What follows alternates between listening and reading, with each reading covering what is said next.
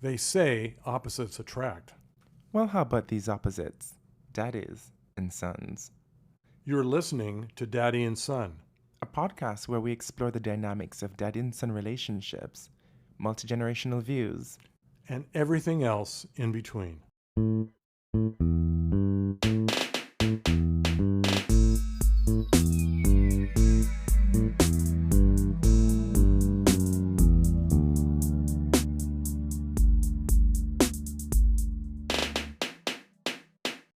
Feel like you're trying to kill me every night, and I threw up. She's The paranoid. night before I came.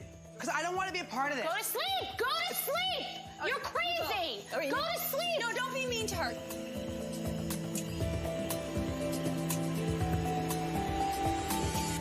Yes, go to sleep. Just go to sleep. And who am I talking about? Who should go to sleep this week? I'm talking about none other than Elon Musk, aka Comrade Musk. And why that is, so if you didn't know, Daddy, Elon recently ended a live stream under continuous circumstances while playing a popular video game called Path of Exile. This is the second game, Path of Exile 2. And this was back on April 5th. He was streaming himself gaming aboard some kind of private jet, and he was demonstrating Starlink's in-flight internet capabilities. Now, Which his company designed or produces, right? yes. So during the session, Musk himself, he was playing the game in like the hardest mode of the game, hardcore.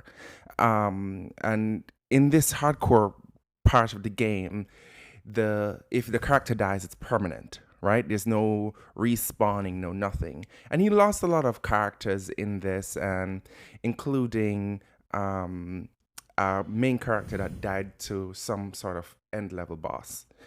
And Musk attributed this loss to poor internet connection, which is ironic. Because it was his internet connection. And this is all according to The Guardian, by the way. I'm literally reading this from The Guardian website. For those of you who want to look it up, it's Elon Musk admits cheating in video games. Chat transcript appears to show on The Guardian. So if he's cheating in video games, what else is he cheating at? It makes you wonder. It makes you wonder. So throughout the stream, Musk faced a barrage of mocking and critical messages from other players, in the game. Because they knew he was cheating? Because they knew he was cheating. So there's that crowd, and there was the other half of the crowd who was like, your product sucks. Yeah, because they couldn't connect properly. Because they couldn't connect properly, which is the whole point of him trying to show off.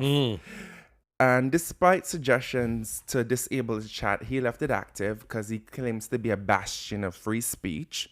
Did he say something he shouldn't have? Well, he was maintaining a largely silent demeanor. However, he abruptly ended the stream after another character death, leading to some describe it as rage quitting. And if you don't know what rage quitting in the gaming community, because Can I take a crack at it? Because I know nothing about the gaming community. Okay. It's when you're pissed at losing. Yeah. You say, enough of this, I'm getting out of the room. Yeah. People do that in real life, too. Oh, yeah, because I know I've done it. He rage quit because he couldn't stand the heat. And, people were constantly commenting They how exposed much him. of a loser he was Yeah. and how much his product sucked. Now, Rage quit. Boy, that's a new word. That's a new phrase. That is a son era phrase, not a dad era phrase. yeah, I'll take it. You're not wrong. You're not wrong. I don't. But it applies. I know it. I knew exactly what it meant when you said it. Yeah. You know.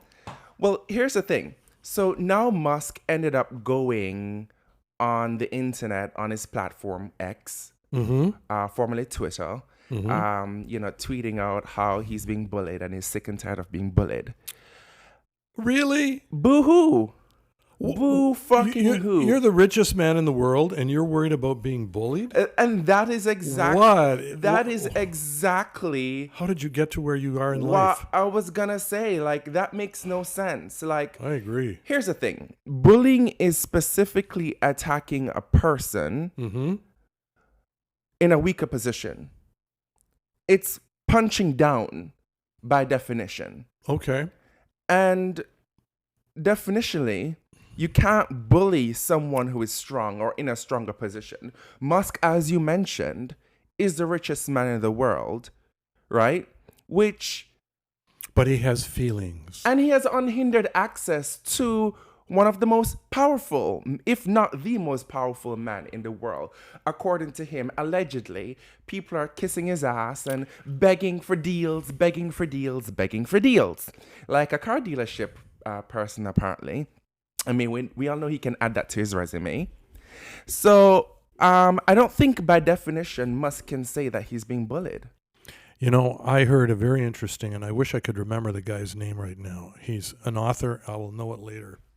He's been following Trump, reporting on him for 37 years. Uh-huh. And he says Trump never gives in to anybody, never gives anybody the access that Musk does. And he said, I think there's something behind this. I think he has something on him. Yeah, like, and then he went on to say, you know, Trump is facing a $600 million lawsuit, Mm-hmm. and then there are 2 lawsuits. They're in the multi-hundred millions. Who's backing him? Yeah. Hmm. Yeah. So you know where I'm going with that. Yep. Mm-hmm. The rabbit hole goes deep. Yeah. But with that being said, Musk, just go to sleep. Shut up. Stop the crying. Stop the boo-hooing. Nobody feels sorry for you. Go get your to car sleep. dealerships in better shape because the Chinese are beating you in EV cars. And whooping that ass. With that being said, welcome back, ladies and gentlemen, gays, theys, women, people of all diaspora that are not a monolith. We love you. My name is Alex, aka Sun. And I'm Norm, a.k.a. Daddy. I've been called that before. And you are listening to this this show called Daddy and Son.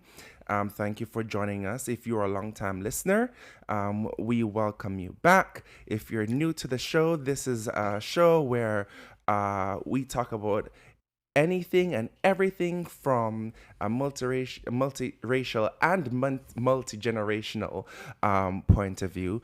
It's ironic because we don't say multiracial, but oftentimes we do get into that. Well, yeah, bracket as because well. you're black, I'm white. There we go. I'm old, you're young.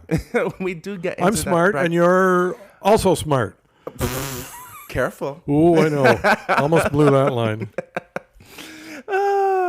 So here we are, and this week is a Norm production, and Although you'd never know it. Oh, Norm, you're such a smart ass. I apologize, son. It was a low one. you know, one thing I must say before we get started, thank you for the Grey Goose today. That's what we're drinking. We didn't need it for this particular cocktail mix. But it did make it did make it more smoother. Mm-hmm. I find that you don't necessarily taste the alcohol as much because It's so smooth. It's so smooth. Yeah. And what are we drinking today? We are drinking a cocktail called Corpse Reviver Number 2. Corpse Survivor number 2? Not Survivor, Revival. Corpse Revival? Corpse Revival. Revival. Oh, okay. Number 2. Shout out to my bestie Max. She was the one who put me onto this recipe a couple years ago. I'd completely forgotten about it, and for whatever reason started craving it today because I had, with work, a very stressful day. I was like, I want a Corpse Survivor. We're gonna resurrect this classic cocktail that predates to the Prohibition era.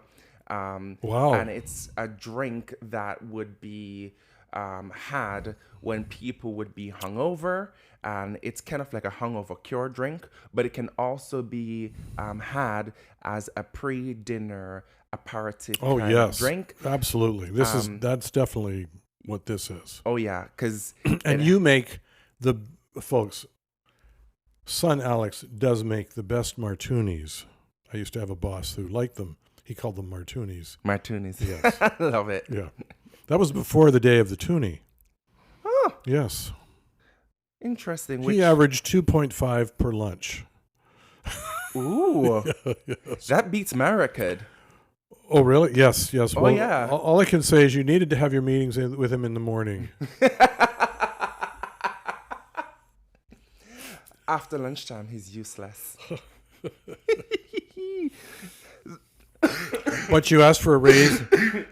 Oh, dear. You asked for a raise in the afternoon, not in the morning. Oh, but that's when you do it. That's when you do it because you know he's going to be very, When your audience is receptive is the time when you very communicate. receptive audience. Yeah, yeah. Exactly, exactly. Knowing your audience, just knowing your audience.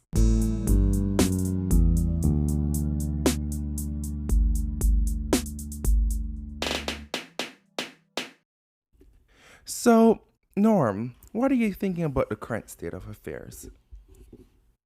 Well, I mean, we have an election going on in Canada, but frankly, I haven't been paying much Are attention you to it. serious? What's going on This south is, of the I border? honestly think that this is probably one of, if not the most relevant election in Canadian Oh, for sure. But in the of the century. I think it's over. I think the numbers show the Liberals are going to win, and that's because Yeah, of but Trump. It doesn't mean that you But what I well, you listen, and your conservative brethren should just lie over and play dead. we're not.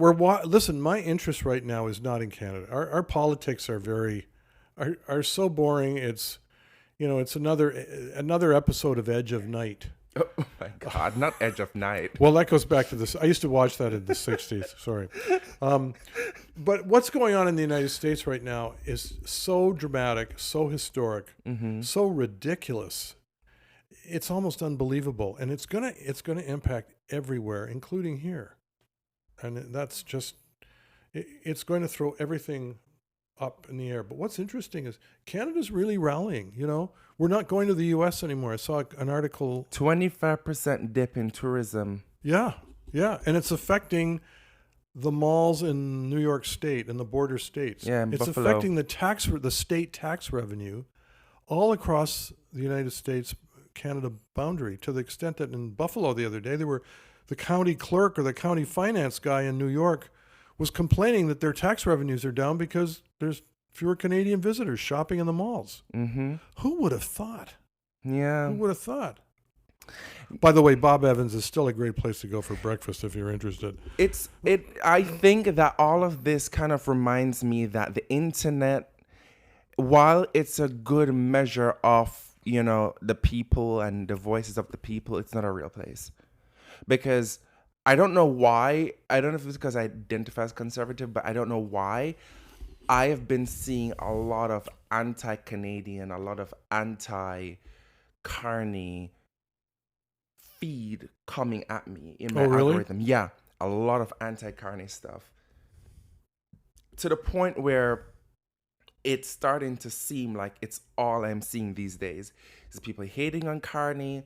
People are saying that we stand no chance against the U.S. We should be going to the table and creating a deal. We shouldn't be provoking them. Well, let me suggest why you might be. Number one, the Conservatives have way, way more money than the Liberals do from their fundraising. That might be why. I'm not paying any attention. I don't watch Canadian news. Moments of it, I'll watch it. Yeah. I scan the newspapers. I haven't noticed as much of what you've said. All I'm noticing is the polls, and the polls have Carney ahead. But another part of me is also thinking that how much of this is also foreign interference?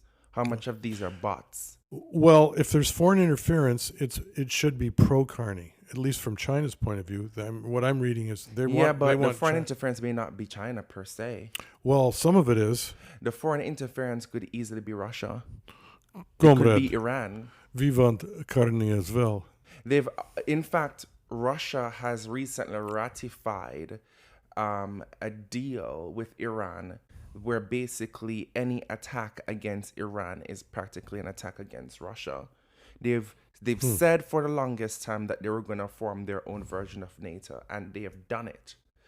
So, as far as I'm concerned, and I've always brought this full circle before. MAGA Pete, aka Pierre Poilievre, has been endorsed. Come on, he's not a MAGA guy at all. He's not a MAGA guy. Okay, at all. fine. Let's not call him a MAGA guy. Because Trump said he's not a MAGA guy, right? But have we not seen this psychology before? Have we not seen where Putin said, I don't want Trump as president because I prefer Kamala because she's more reasonable to work with. But who has been unscathed through all this tariff war? Who has never been criticized by Trump? Putin. Exactly. We've seen this reverse psychology before. And not to mention that Pierre has been endorsed by Musk. Well, I'm glad to hear that. Although it doesn't, who cares? I want more people in Canada to endorse Pierre. As someone who is looking, because he's a businessman. He sees Pierre as more business friendly. That would be my hunch. But you know what? Right now, what's going on south of the border should alarm everybody. It's scary that Trump is throwing away the United States' international credibility as a safe place to work and do business. What business experience does Pierre have? What economic experience does Pierre have? Well, same with Carney. One has been in high business all his life, and one's been in high politics. I guess, you know what? Talk about the Canadian election if you want. I'm really not interested in it that much. That's what surprises me. I'm just kind of. You've checked out because I've checked out because I know who's going to win. I can't believe it again, and but as I said, why can't you not believe it? Though? Listen, I said we was talking to a friend of yours a few minutes ago, and I said to him, I am going to vote Conservative, but I'm not as bothered by the fact that Carney would win as I would have if Trudeau had won again. Oh, okay. Because I see Carney at least understanding that we've got to do things like release our resources and get on we've got to do things we haven't done before. Carney's a conservative in a red cloak. I don't totally buy that. Okay. Well, I mean, you know what? I don't know. What's he done? He's just run a bank. But he also agrees with slashing the carbon tax. And you saying, oh, he's run a bank. He has years of experience working as an economist prior to running two major banks. He didn't do a good job in the UK. That's what the UK folks are saying. Well, they didn't say that. They never said he didn't do a good job. They said that he was too political for a role that wasn't political. Yeah. They didn't say he didn't do a good job. Well, now we can practice it. He was practicing for prime minister. In fact, most people would say that he did an amazing job with handling the finances of the UK government while going through Brexit. He has set them up really well to make sure that the pound stayed strong while going through an exit from the EU. So I don't know if that is particularly true. I think it's a token to the British people. But with that being said, again, right now we're going through an economic crisis. So we're going through a Trump crisis. We are going through a Trump-induced crisis. Everything was fine. Best growth in the United States. Lots of things. The confidence was high by the consumer. And it's all being screwed up right now. As long as Trump is the president, then it's always going to be a Trump crisis. So let us just say we're going through a Trump crisis, and it's affecting the economy. What we need right now is someone who has... Here in Canada, you mean? It's what you're saying? Yes. Yeah, okay. What we need right now is someone who understands strong leadership, someone who understands the economics, and someone who has that pull and that power to handle global economics. I think Pierre is out of scope. I think he's way in over his head. He's out of his depth. You've never heard him speak, but he speaks very I positive. have heard him speak. He says a lot of good stuff. He has a lot of ideas, and for me, ideas is no more than having concepts of a plan. Do you know what? That sounds like Trump, by the way. Concepts of a plan? Or was that? Yes. Yeah, yes. But listen, you know what's interesting is that I thought younger people were going to be conservative in this election. And you're representative of the younger generation, and you're not conservative. Well, are you conservative? That's the thing. And that's why I keep telling you that Carney is practically a conservative in a red cloak. I wish that were true. He is a conservative in a red cloak, and nobody can tell me otherwise. That is why he's pulling so many young men.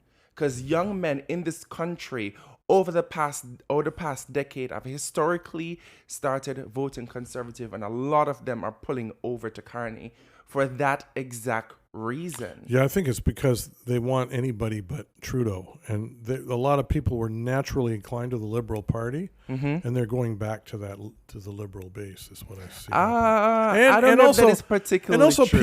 Pierre is also a bit of a... He can rub you the wrong way. He gives... you know what? A girlfriend of mine said this recently, just last night. She said... excuse me. She says... I don't know why the Conservative Party keeps missing the mark on their leadership. That's an interesting point. I think there's some truth They in that. always get these guys that give women the ick. And Harper did it. O'Toole did it. And the other guy was sort of the last person, I can't even remember his name now. Now Pierre is definitely doing it. Pierre just has this face. Strident. He's very strident. I would put him in that category. Like, what does that even mean? It means passionate, focused, strong views. Huh. And some very sensible policies, by the way. He seems, when I see him on television, and I'm not saying he doesn't have sensible policies. Do not get me wrong. I'm not saying he doesn't. The Liberals have adopted several of them, so he must. Exactly. Exactly. All I'm saying, I'm not, and that is, but the Liberals didn't adopt them until Carney. And that's why I'm like, how, and this is another, and that's why this is another point too, Daddy. A lot of people online have said this. Oh, he's stealing Pierre's ideas. He's stealing Pierre's ideas. Who cares? You're benefiting any damn way. True. Who cares? Who cares? This is why politics needs to be bipartisan. Well, and I've always said, unfortunately, ideas are only as good as your execution. That's true. They're only as good as your execution. Any plan is as good as is only as good as its So they're not bad ideas. They're not bad ideas. But he doesn't rob me. First of all, he just has a face of somebody I want to punch. Well, I think we've really digested the Canadian election. It'll be over in 17 days. And then there will be another new cycle in 24 hours for something more salacious for us to talk about. Well, there'll always be something salacious to talk about because Trump will be around for 4 years. You just love U.S. politics, don't you? I do. It's really do. Allegedly. I don't know about that. Oh, it is because there's so many more touch points. I don't know about that.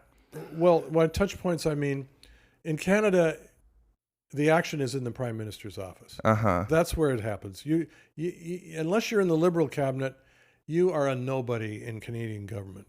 In the United States, you've got senators, you've got congressmen. They actually can choose to vote how they want to vote. You don't have that freedom in Canadian politics. Yes, you do. No. There's caucus rules. If you disagree with something, you get kicked out of caucus if you don't go along with the party.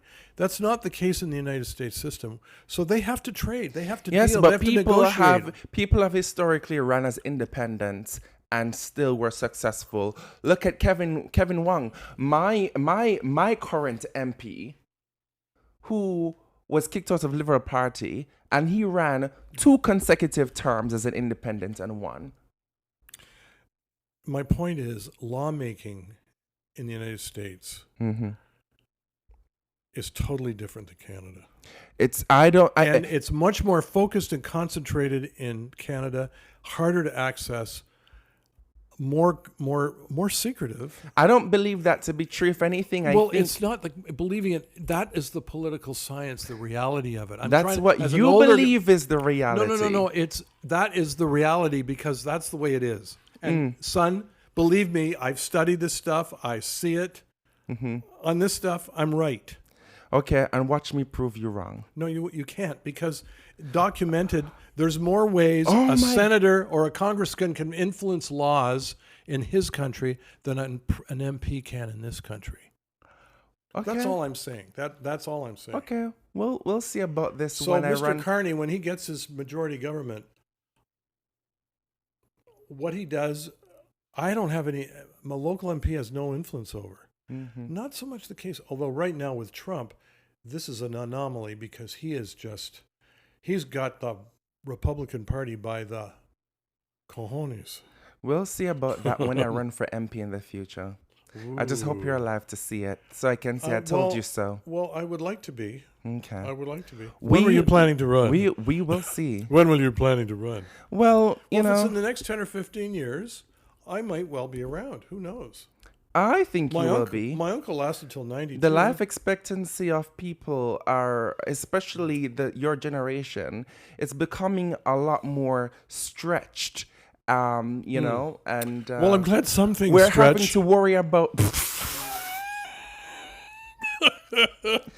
We're having to worry about how we're going to pay for you. That was TMI. Well, listen, I'm running out of money at 89, so I don't want to live any. Anyway.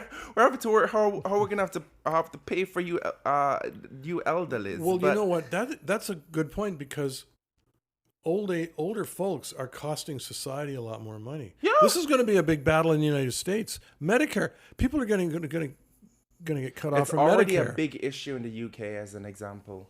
It's a major issue in the UK. Tell And me it's more. a Yeah, you just issue- came back. Tell It's us a more. major issue also in Korea as well, and also in Australia. Do you know what? We've done a good job in this country. Well, we we were don't- talking about pension rates We 40 also years don't ago. have the we also don't have the same population per capita. Well, what we did, I remember being in meetings in Ottawa 40 years ago, literally, and them saying the government's got to look at pension reform because they knew the crest of population increase was going less, and they knew the population was going to get gray, and they needed to adjust the rates, the deduction rates for contributions to your pension. The CPP is one of the best funded, richest per capita pension systems in the world. We run good pension plans in this country I could see that. because we're a little kind of conservative. We're not so ostentatious, Fiscally, yeah. and we have managed it, sort of put it in the market, get good return. So the pension plan isn't bad. Our issue is healthcare. And providing for seniors. I mean, outside of the pension system, like Correct. How do you house them? How do you provide for them when they get old, when they can't take care of themselves? What's that like in the UK? Is that similar, or did you hear anything? Well, that I can't speak to. Okay.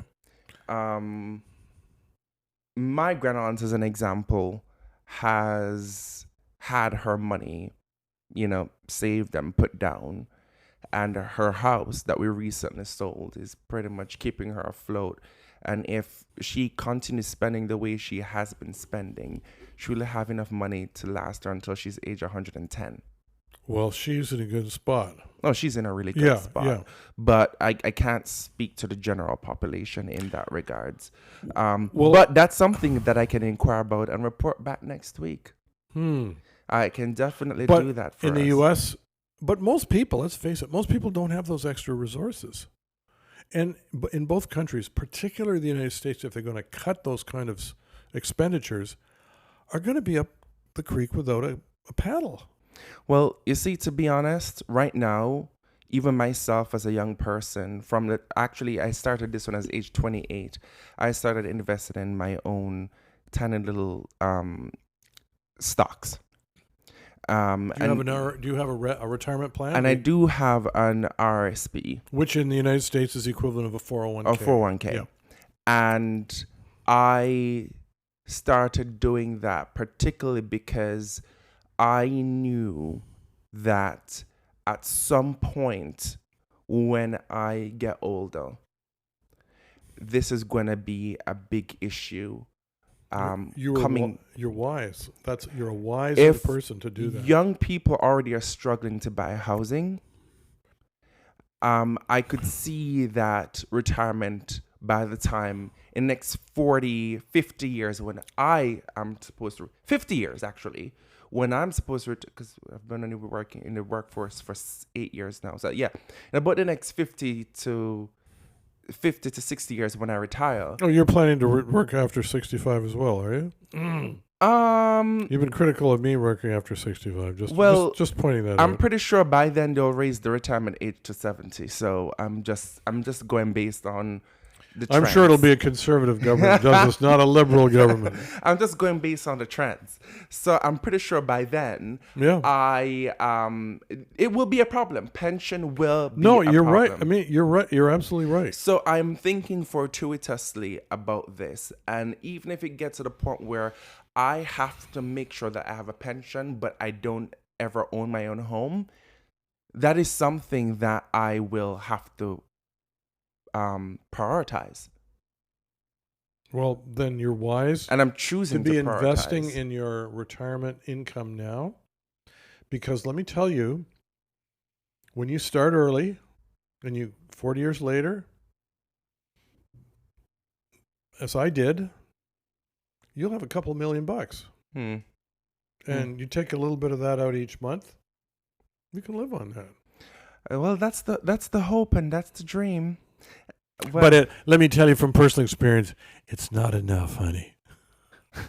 Not with your lifestyle. What do you mean? Oh, I went to Jamaica for 4 days. Oh, come on. Ah, please. You come on. I traveled economy. Well, I traveled premium economy coming back. Oh, you know what? We're going to do a refill and then we'll be right back.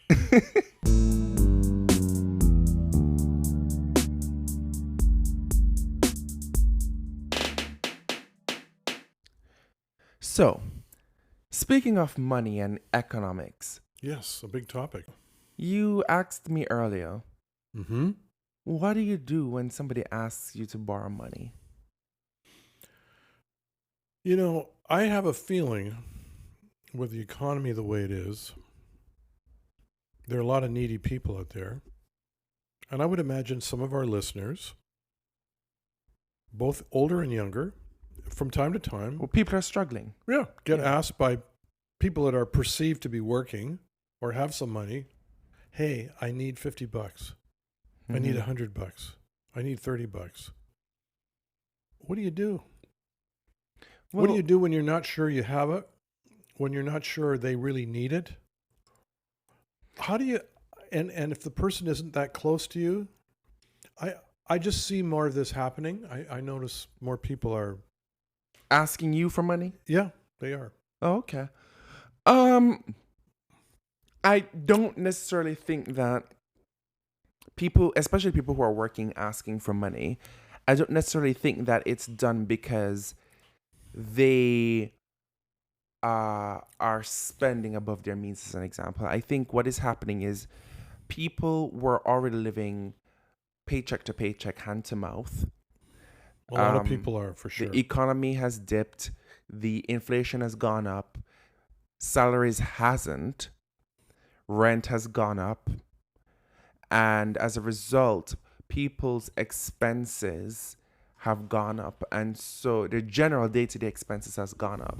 Yeah. And it's easy. It's harder to keep up. It's harder to keep up. And it's easy for someone like you and I who are maybe single and we only have ourselves to take care of. Yeah. But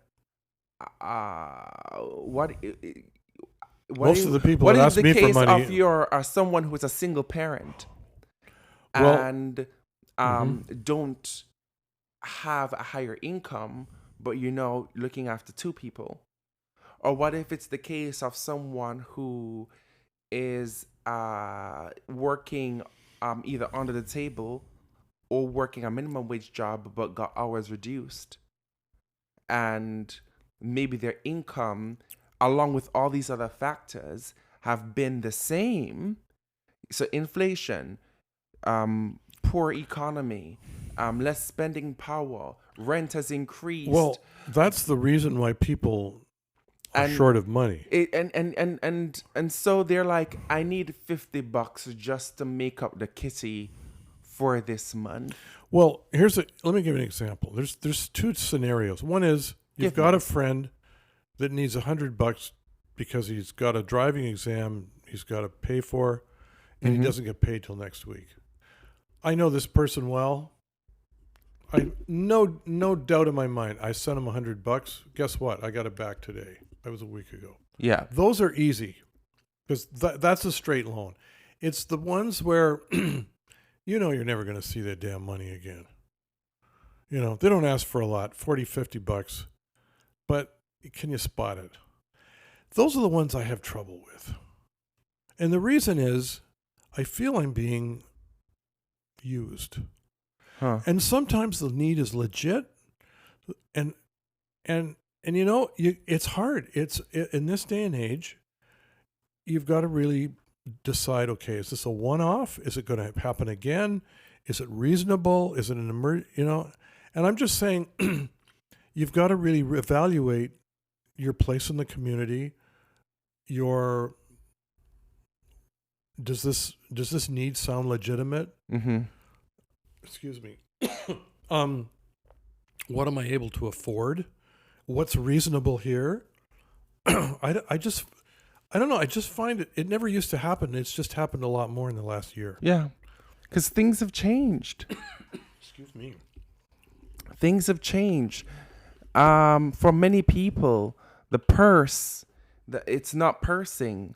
The math isn't mathing. And the coins are just not adding up. Speaking of coins, it's sad. A lot of the homeless we see in Toronto asking for change. Who carries change anymore? It's really grown. I hardly really ever. grown. The only time I have change with me is when I go down to the laundry room and when I go to the market because I want to get rid of my dimes and nickels. The OCD in me, I have not touched a coin in years. I personally have not touched a coin in years. Like You obviously have ensuite laundry. Well, yeah, there's that too. I haven't touched a coin in years. I have. That you are truly now, ladies and gentlemen. This is why we do this podcast, because that is a truly intergenerational difference. I like having cash with me. I'm not a cash person. You're not a cash person. See, I like having cash. That was the bane of my existence in Europe, by the way. Because a lot of business prefer cash only. Well, especially small businesses. businesses. And they're glad. Even you go to the market, which you live 100 yards from. I might remind you, and I'll be back downtown this area tomorrow. They love getting cash at the produce. You've been to the new produce market on the north side? Not yet. I'm going to you visit got to go tomorrow. there. It's fantastic. I'm going to visit tomorrow. Folks, St. Lawrence Market in Toronto is one of the prime markets in North America, probably second only to, if it's even second. There's one in San Francisco and there's one in Seattle, which is amazing. And Faneuil Hall in Boston is not bad either. But it's like our version of Byward Market. Yeah. Oh, Byward Market is... It's Ottawa. Anyway, sorry for our Ottawa listeners. But yeah, it's I don't know. Because I've had folks ask me to borrow money as well. Mm-hmm. And as recently as last week. And did you have the expectation that you would get it back? No. Okay. It's one of those types. No. Yeah, I had no expectations to get it back because they never asked to borrow. Actually, I should rephrase. They never asked to borrow money. They asked to give. Yeah. And I gave. Well, that's honest. That's honest. And you know what? Sometimes that's the right thing to do. If you know they need it, it's probably a one-off, meaning it's not going to happen on a regular basis. Mm-hmm. Hey, you know what? God gives you a compassionate heart. Do what you feel is right. Yeah. But and I oftentimes feel as though, and I'm not saying that I don't have my own problems, that I don't have my own struggles, because I do, but at the end of the day, one of the things that I always feel as though every single day, every single year, I've been an adult. Mm-hmm. My life has only grown positively and exponentially. You've known me I've known you for 11 years. when I had nothing. When you slept on couches. You knew me when I slept on couches. You knew me You're when I now slept on couches. you're now a cybersecurity expert. You have a more beautiful and more creatively fashioned apartment than I have. You live in a much higher standard of living. You have an EV car, which must be a pain in the ass to fuel up every now and then. But anyway, I digress. It's like my life has always just grown, even if it's a tiny bit of growth. But every year I've been an adult, my life has never gotten worse. It's only gotten better. And isn't it funny that the people that often ask for money are the ones that are having trouble growing? Is that true? There's truth to that. I'm sorry, I interrupted your No, your line of because I'm thinking. thinking there is truth to that. There's truth to that. But I also remember the times where needed something. I had to borrow money. And I've had my 1 and 2 times too where I don't recall I've ever asked for money. Well, you did pay me back. But I I've will always remember borrowed money, and I've always paid back. that. You did. I will personally attest to the fact I borrowed that money did from pay. you, and I You paid did, you and you back. paid it back. But that was, to me, that was like a bank. I was like a bank in that case. Not a bank. No, I just knew that the money was going to come back. Right. That's easy. And so for me, oftentimes when I think of giving or lending money, I think of people like you who've helped me to be who I am today. Mm. And how I can learn from being like you. And what is it that like me is like? What are you taught? What character are you? Helping somebody else so that they can be in a position to help somebody else in Okay. the future. That's wonderful. It doesn't have to be me. Okay. That's a really nice thing to say. I appreciate that. And that's why you've got to look in your heart and say, is this the right time to do this? That's all you've got to do. Well, yeah, You know? my it doesn't late feel mother right- always said, never give more than you can afford to lose. Boy, I wish I had that advice in 2013. Oh God, you know what happened then. I think we've loosely spoken about this on this podcast. I would have a house today if I hadn't made some dumb mistakes in 2013. Anyway, you know what? I'm here today. I'm happy. I have a place to live. I have a retirement income. I have another gig that I'm doing. I'm in a good spot. By the way, congratulations. Thank you. I keep giving you a lot of shit on this podcast about retiring, and I still think you should, sit your ass down at home. I do work from home. Yes. Fine. I do believe that you should be putting your legs up and watching hockey. I'm not the legs up type, buddy. And drinking.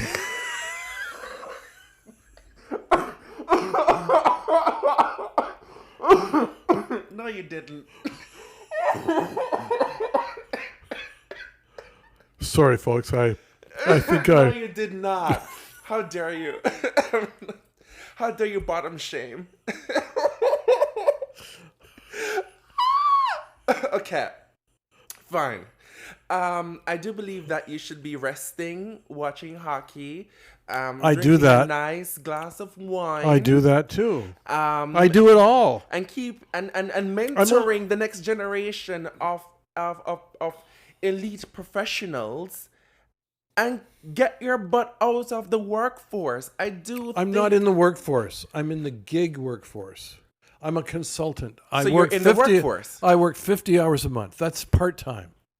So you're in the workforce. I'm helping some companies do something. Honey, you work 50 hours per month, but we all know that what you're earning is practically full-time income for some people who are working 40 hours a week.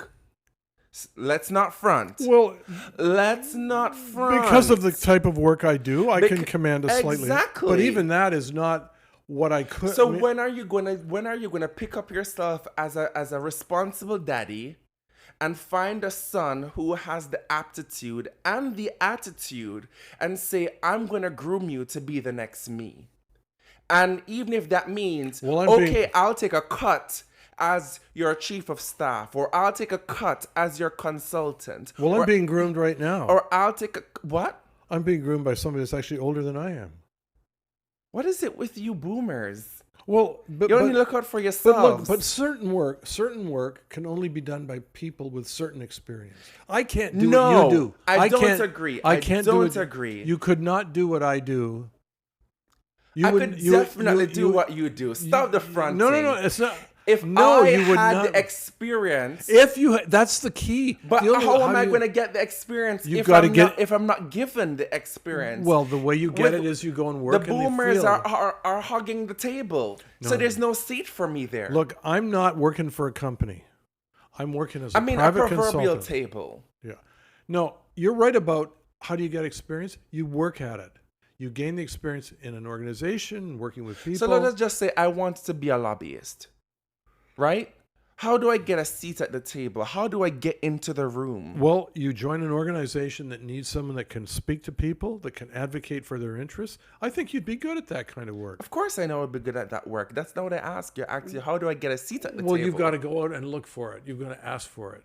You've got to put it on paper as to what you can do for an organization, how you can help them, why you think they should hire you. So And then you get in that organization, you do that work for a few years, and you gain experience, and you go where's your somewhere else. protege, Norm? Where's your protege? Because, I mean, I know you look I've young. only been on the job 2 weeks, honey. I know you look young, but you Thank aren't you. no spring chicken, honey. That's for sure. My knee knows that, too. You better stop. You're on a roll today. You're on a roll. No, I do You're have no a bit of... spring chicken. So No, I do have a bit of a knee problem, and I remember a doctor once who did an X-ray on my knee a few years ago, and I was having a little problem with it, and he said, "Well, it's not a 20-year-old knee anymore." Which I said, "Thank you for telling me that. I'm glad I didn't have to pay for that advice." you can't do the Michael Jackson dancing and the Meg Thee Stallion dipping anymore. You haven't seen me try. And I still have my Thriller album at home, by the way. Which A Thriller album, 1983. I'll take all the vinyls. You can leave them for me in the will. You want them? Yeah, you can. Are you serious? I'm not joking. You can leave me They're all the yours. vinyls. They're yours. Okay, I'll take them. I'll take all the vinyls. Okay. So I'm just I'll saying. bring one every week instead of a bottle of rum. How's that? No deal. Oh, well, there goes the vinyl. You need to be. I think right now at this stage in your life, you need to find a protege. You need to find a protege. I will and need to in a couple of years when I'm ready to leave this one. By then it will be too late. Too late for who? For you. Well, I don't plan to leave in this earth in 2 years unless God has other things in mind. You'll be too exhausted and too irritable to be training anybody. How do you know that? Am I irritable and exhaustible now? You know what the problem is? This was the same problem with Biden. He did not know when to step down. I am not a Biden. I can still walk a straight line. I can still do 4 sentences in a row. And if I give you ice cream right now, would you be satisfied? I want cake with it. If you know, you know. If you know, you know. I can't even. Well, I've just one last thing for you because you did mention this earlier, and it's about thinking about your economic future. Mm-hmm. I've already kind of spoken to this earlier when I was talking about my preparedness for, having to choose between, am I going to be putting money down every single month for my pension, or am I going to be putting money down for a house because I can't afford both? I have to. I've been True. put based on this economy. I've been put into a position where I have to choose between. You can't. Am I going to be putting down capital for a house, or for property, or am I going to be saving for my retirement? And I've chosen retirement. That's what I did too. That's what I did too. And so my question to you is, you were a 74, almost 75-year-old man. No, I'm 71, almost 72, but that's fine. Sorry, I keep getting the years wrong. That I do too. That's the problem. That's the problem with old age, by the way. So you're 71, almost 72 years in just a few weeks. And I could see you living for another 20 years easily. My uncle did. 92. And again, what I say, life expectancy is raising. And you're so strong. You walk upright. You are so athletic. You look young. I thank God for that. God's been good to me. You know, no Botox needed, which is, amazing. Well, Kiehl's helps. You have a really... An ordinary. You have an expensive skincare routine. Well, it takes after yours. Although yours is cheap, you don't spend as much because you've got a very good supplier there, Ordinary. Yeah. They were at Pride last Though year. I have gotten into Kiehl's, and again, ladies and gentlemen, this is not a brand endorsement. Though if there's anyone who has hookups that is willing to give us sponsorship, and you're listening, hint, hint, we'll take it. But I have gotten into Kiehl's oil-free cleanser. But all of that to say, how are you feeling about your economic future prospects? Well, even though my retirement income, my assets have taken a bit of a hit with the Trump See, this thing. is why I don't invest in U.S. market. Well, some of it's in the U.S., but some of it's just the whole... It's gone down 10 points in the last couple Mine has months. only gone down 6. But it's fine. It's going to go back up again someday. I'm not worried about it. I've seen it go up and down, up and down. I was in the 87 crash. I saw 2008. 2008 wiped out a third of my savings. You remember who shot John? John? John F. Kennedy. Yes, I remember that day. Oh my God. 1963. I was 10 years old. But so I don't worry about that. I now have another source of income that is equivalent to my retirement income. I'm in a good spot if I stay working, if I like this work. I'm not worried about that. But I cannot afford the home I would love to have. I made decisions a few years ago that basically precluded that option. So I have to live within circumstances that aren't exactly what I would like to have. But I learned to say, okay, this is where I'm at. I will accept it. Yeah. Kind of like the Apostle Paul does when he talks about in the New Testament. I'm happy to adjust and live and be content with what I have right now. And that's where I'm at. This is the word of the Lord. Well, it's my word at the moment.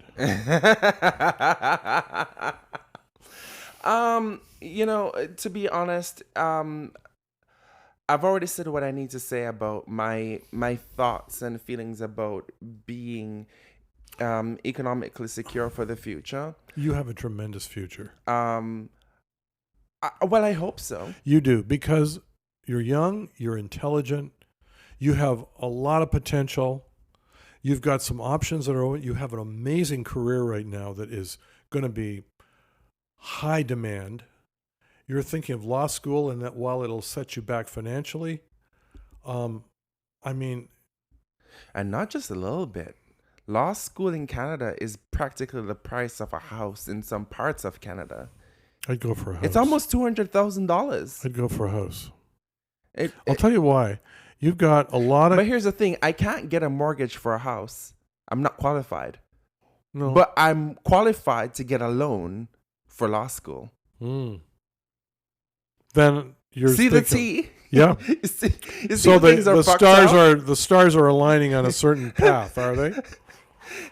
You see, if I go right now to the bank and say, hey, I need $200,000 to start a business, even with a really strong business proposal, they're not going to give it to me. If I say I need $200,000 to get a mortgage, and I know I won't default on a mortgage, they won't give it to me because I won't pass the stress test, and I don't have 25% down payment. Yeah, our rules in Canada But for buying a house are very tough. That's thanks to our liberal government, which doesn't want people to own houses. But that's another issue. But if I say I have $0 and 0 cents, and I want a loan to go to law school for the same amount of money, they'll throw money at me like a hooker. That's interesting. It is interesting, isn't it? So are you telling me that you're likely to accept this offer to go to law school in the fall? I'm telling you, I'm still thinking about my options. I actually have until the end of April to also reject my offer from UFT. God, that's like 2 days after the election. Yeah. So not a very long time. Are you weighing on one side or the other at the moment? Since then, I have been presented with other options to get into the field. Into the legal part of it, you mean? Yes, into the judicial system. And I'm thinking about exercising those prospects that would not cost me $200,000, but rather I put money in my pocket, but it would be a dramatic career change, something I'm not unaccustomed to. We should talk about that offline, but I would suggest to you that given your field, and I would say this to any young person, look at what you have in your kitty, what's your education, what's your experience, and look at what the options are. My dad used to say, Norman, keep your options open. That was what he said as I was leaving university and, getting out of high school, even in university would say that. I see tremendous potential in the field of cybersecurity that you're in. You could be a private security consultant. You could work for a company. You could make $200,000 a year doing this stuff. Which is what most of my colleagues are making, actually. I'm not surprised. I feel left behind as a little bit, but that's okay. My time will come. And I say most of my colleagues, that's a good attitude. Most of them are 3, 4 years, 5 years ahead of me in the field. So but they're making that kind of money. So I never feel jealous of my friends because these are not just colleagues to me; they're friends, and I never feel jealous of them because plot your own path. Exactly. Plot your own path, Alex. I'm in my own lane. You know what? What my thoughts for the future are, my goals are not the same as theirs. You know what, folks? This is exactly the kind of dialogue that Alex and I have had over the years, where me as having lived a few more years, Alex going through similar issues and questions and struggles that I did when I was younger. And what I hear is you're set on, you've made some decisions about what your priorities are. And I commend you for that. I think that's, you know what you want. You're not being distracted by other people's choices. And you're right. If you're firmly believe you're doing the right thing, things are going to work out. Thank you. I really appreciate you saying that, especially coming from you. Thank you, Daddy. Well, you're welcome, son. I have a lot of faith in you. In closing, I don't know if we have time for a listener letter because we got a listener letter. Let's hear it. Are you sure we can save it for next week? Well, it's your call. You know what the letter is. I don't know. Does it fit in today or should we? I think it may lead to another long discussion. So I think I'm going to save it for next week. All right. I'm so sorry to our listener, but please tune in for next week. We will be sure to carve out some time to read your letter out loud. And keep comments and input and all that stuff coming. And this one actually came from Spotify, which somebody responded in the Spotify comment section. Or asked it in the Spotify comment section. Isn't that that's fantastic? So it's good to know that there's a whole community there, or there will be a whole community there. I've been sending people because it only takes two. I've been sending people to our website or to our. Oh, nice! Yeah, I appreciate that. I do it 1 or 2 because I just typically only send people to Apple Podcasts because I'm an Apple loyalist.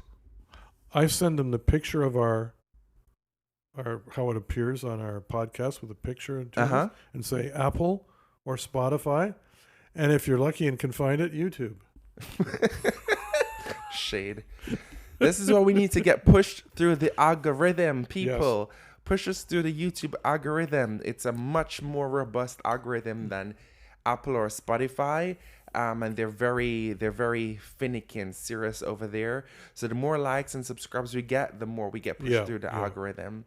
With that being said, thank you everyone for listening to today's episode. If you have made it all the way to the end, as usual, follow us on Spotify, Apple Podcasts, and subscribe to our YouTube channel, Daddy and Son. Please share us as well if you can. And if you have any questions for the show, send them over to daddyandSonPodcast@gmail.com. That is DADDYANDSON podcast@gmail.com.